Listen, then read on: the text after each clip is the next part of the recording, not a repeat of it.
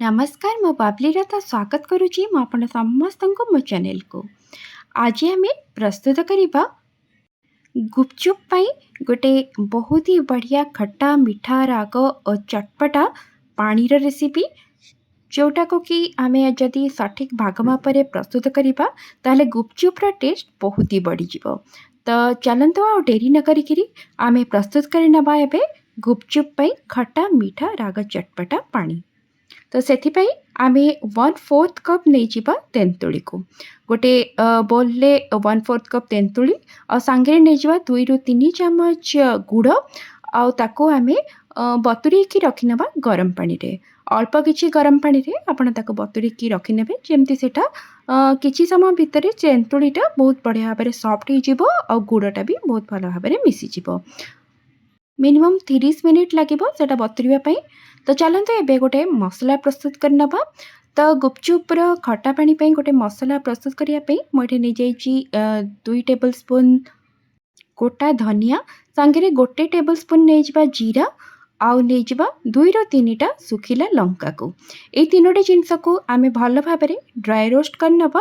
तापरे सेटा ठंडा हो गला परे आमे ताको ग्राइंड करनबा।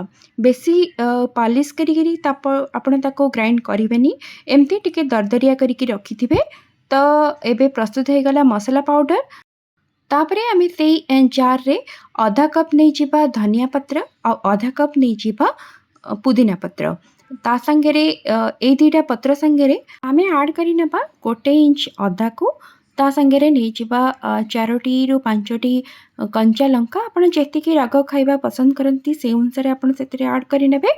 तापरे आमे सेतिरे किछि ऐड करी नबा रसुण को 4-5 कोला सेतिरे आपण रसुण को ऐड करिवे। तापरे अल्प टिके पानी देकी ताको ग्राइंड कर देकी गोटे फाइन पेस्ट आमे बनै नबा। एबे हमर ग्रीन चटनी प्रस्तुत हो गला।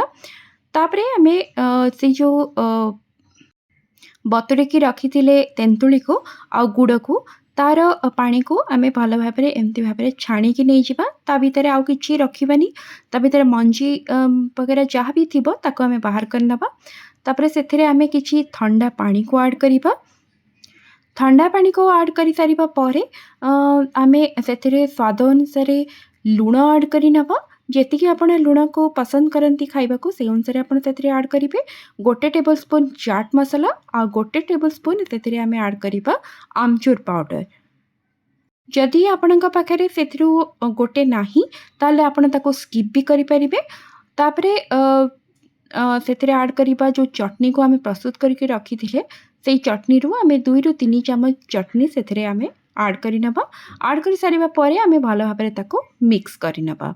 ए जो पानी प्रस्तुत करिछि सेटा पाखापाखि 750 ml रु 1 लिटर पाखापाखि हबो। से अनुसार मु सबु किछि आपनको कहूछि। तापरे 2 टेबल स्पून सेथिरे जो मसाला पाउडर को प्रस्तुत करके रखिथिले सेथुरु आमे ऐड करि नबा। ऐड करि सारिकी ताको भी भलो भाबरे मिक्स करिबा। तापरे आमे सेथिरे किछि कटा होइथिबा धनिया पत्र आ कटा होइकी रखिथिबा पियाज को ऐड करिबा। ए दुईटे को भी ऐड करिबा ऑप्शनल किंतु ए दुईटे को ऐड कले बहुत बढ़िया टेस्ट आसी थाए। तापरे आमे सेथिरे किछि खारा बुंदी को ऐड करिबा। ए बुंदी को भी ऐड करिबा ऑप्शनल आपण चाहिबे तो ऐड करिवे। आपण पाखरे अछि तो आपण ऐड करंतु यदि नाही ताल ताको स्किप भी करि परिबे। तो एबे हमर प्रस्तुत होई गला गुपचुप बा पानी पूरी रो खट्टा मीठा चटपटा पानी। एमिति भाव में आपण घरे या प्रस्तुत करंतु और आपण अनुभव मो सहित निश्चय शेयर करेंगे। वीडियो जदि भल लगिला ताल ताको लाइक और शेयर निश्चय करते। रहुछि नमस्कार।